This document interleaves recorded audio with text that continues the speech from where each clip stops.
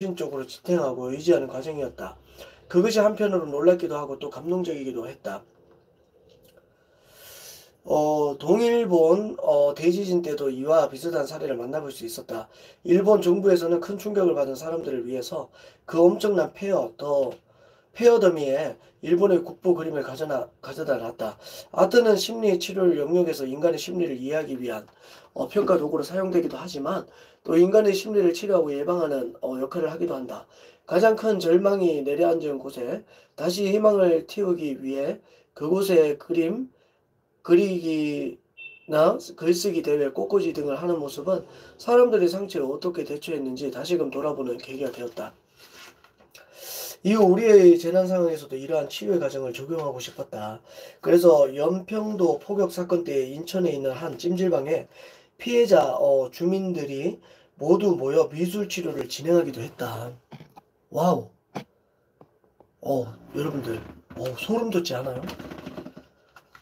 특히 마을이 불타는 모습을 눈앞에 목격한 아이들은 굉장히 두렵고 초조해하고 있었다. 그때 아이들은 주로 불길에 무섭게 타오르는 모습을 그림으로 그려냈다.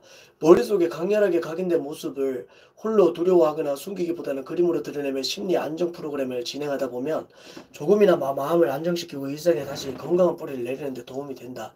여러분들 이때 연평도 폭격 사건 때 이때 마을이 불타는 모습을 직접 눈으로 목격을 했다는 거예요. 어린아이들이.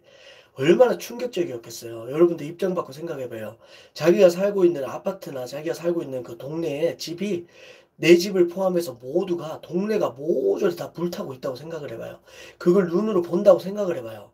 얼마나 초조하고 두렵고 불안하고 얼마나 무서웠겠어요. 공포가 그 자체잖아. 그죠? 그걸 그림을 그려가지고 치료를 한다는 거예요.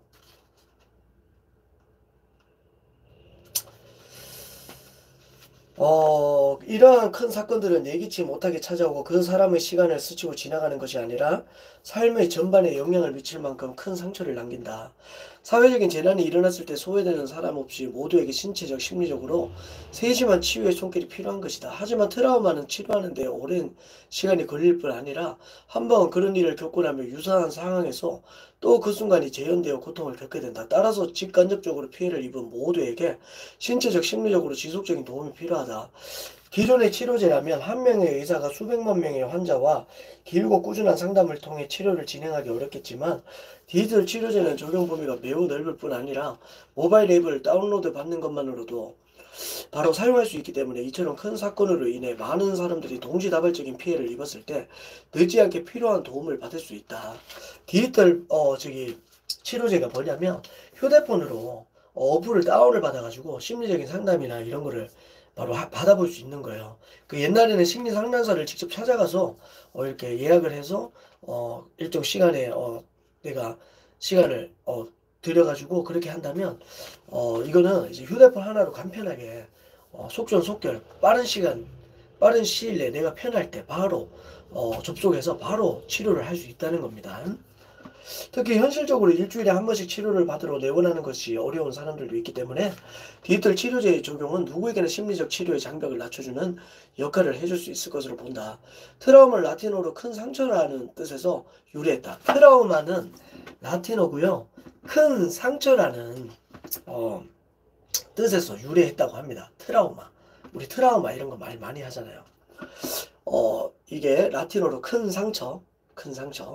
정신의학적으로 마음속 깊이 상처를 입힌 어떤 사건이나 상황을 말한다. 사실 이제는 큰 재난을 겪었던 경우가 아니더라도 일반인들이 일상적인 상황에서 많이 쓰는 용어가 되었다. 누구에게나 크고 작은 트라우마가 있다는 것은 우리가 일상생활에서 많은 상처에 노출되었다는 의미이기도 하다. 자연재해나 화재, 전쟁, 전염병 등의 큰 사건, 사고가 아니더라도 사랑하는 연인과의 이별, 부모님의 이혼이나 갈등, 실직, 한여름에 갑자기 탈수로 쓰러졌던 경험, 물놀이를 하다가 물에 빠졌던 일 혹은 어릴 때 본 애니메이션의 충격적인 한 장면도 누군가에게 트라우마가 될 수 있다. 일상생활에서 상처를 받거나 상실감을 크게 느끼게 되는 경우는 많지만 트라우마는 그와는 조금 다른 증상으로 나타난다. 증상은 크게 세 가지 정도로 나눌 수 있는데 첫째로 과민 반응이다. 비슷한 상황이 나타났을 때 쉽게 놀라며 불안해하는 것이다. 둘째로 그 상황을 떨쳐내지 못하고 계속 머릿속에서 재경험하게 된다.